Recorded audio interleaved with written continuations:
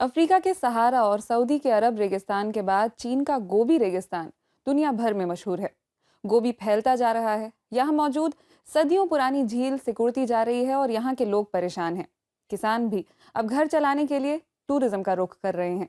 लेकिन जितने ज्यादा टूरिस्ट आएंगे उतना ही ज्यादा पानी भी चाहिए होगा। जानते हैं कि चीन इस समस्या से कैसे जूझ रहा है। गुनगुनाता रेगिस्तान मिंगशा। पश्चिमी चीन के डुनहुआंग शहर से सटे इस रेगिस्तान का जिक्र दंत कथाओं में भी है। शहर के बाहर का ये रेगिस्तान सैलानियों में लोकप्रिय है। रेत पर फिसलने, ऊंट की सवारी करने और कुदरत का रेतीला खेल देखने के लिए यहाँ बड़ी संख्या में लोग आते हैं। रेगिस्तान के बीचों बीच यहाँ बीते 2000 साल से एक झील है। पानी जमीन के भीतर से आता है। फोटोग्राफी के शौकीनों को झील के इर्द गिर्द नायाब नजारे मिलते हैं।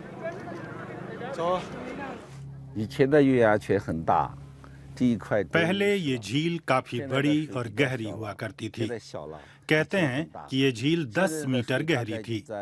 बड़े बुजुर्ग बताते हैं कि आप कभी तल तक नहीं पहुंच सकते थे, लेकिन अब ये सिमट गई है और उतनी गहरी भी नहीं रह गई है। अब ये झील सिर्फ 3 मीटर गहरी है।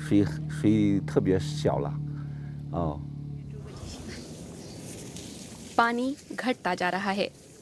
पास का आड़ू का बगीचा भले ही हरा भरा लगे, लेकिन खेती और बढ़ता टूरिज्म लगातार भूजल को सोख रहा है।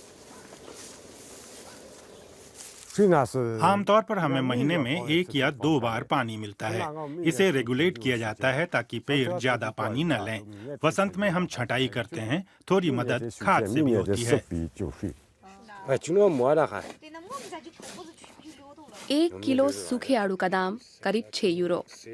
कड़ी मेहनत के बावजूद साल भर में करीब 50,000 युआन यानी करीब 4,000 यूरो की कमाई होती है।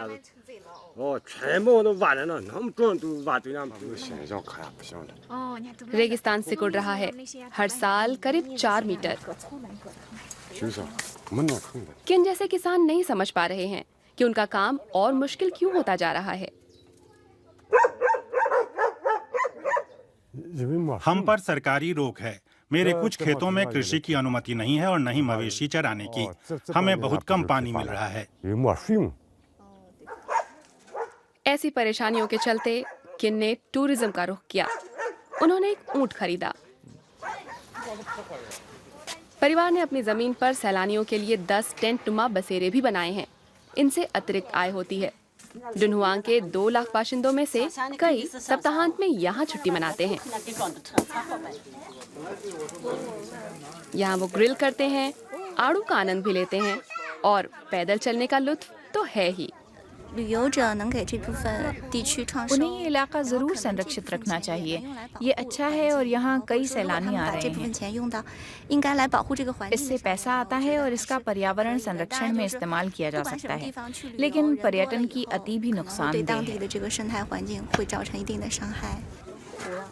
इलाके में ज्यादा लोगों के आने का मतलब है पानी की ज्यादा खपत। ये एक दुश्वार चक्र है जिसे थामना आसान नहीं। चीन में एक समस्या को निपटाने का मतलब है नई मुश्किल खड़ी करना। अंतर बस समय का होता है। लांझो के रिसर्च इंस्टीट्यूट में प्रोफेसर क्विजियान जुन बीते 30 सालों से इंसान और रेगिस्तान के रिश्ते पर रिसर्च कर रहे हैं।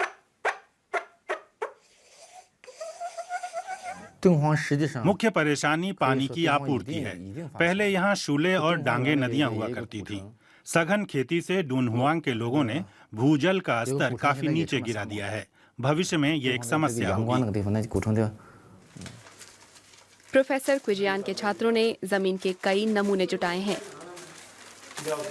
शोध में पता चला है कि अगर रेत में नमी का स्तर 4% से कम हो तो हवा उसे काटने लगती है और फिर अस्थिर रेत इधर उधर उड़ने लगती है। मरुस्थल के फैलाव को रोकने के लिए विंड कॉरिडोर बनाने होंगे। पहले वैज्ञानिकों ने लकड़ी के डंडों के सहारे बाड़ा बनाकर रेतीले विस्तार को रोकने की कोशिश की, लेकिन अब बाड़े के लिए लकड़ी मिलना दुर्लभ सा हो गया है। नया बाड़ा प्लास्टिक से बनाया जा रहा है। जब इनके बीच में घास और झाड़ियां उग जाएंगी तो रेगिस्तान का प्रसार धीमा हो जाएगा। दंत कथाओं के मुताबिक 70 किलोमीटर दूर बसा यांगवान शहर रेत के तूफान में दब गया। चीन की कैबिनेट ने 65 करोड़ यूरो की योजना बनाई है ताकि डुनहुआंग को यांगवान जैसे हश्र से बचाया जा सके।